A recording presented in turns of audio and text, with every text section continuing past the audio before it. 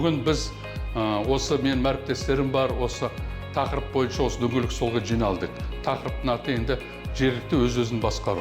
Біздің енді бұлған алып келе жатқан көрінісіміз, презентациямыз, жалпы біздің ойымыз, ол біздің Алматы облысы, қазір Жетісу облысы, Көксу ауданы, Жаркөзек ауылдық округта біз салған жергілікті өз-өзін басқаратын мекеме салдық. Соның енді бір жағынан біз сол Біріккен ұлттар ұйымының бағдарламасын негізге алып, тұрақты даму орталығы 10-17 мақсат деген солмен жасадық.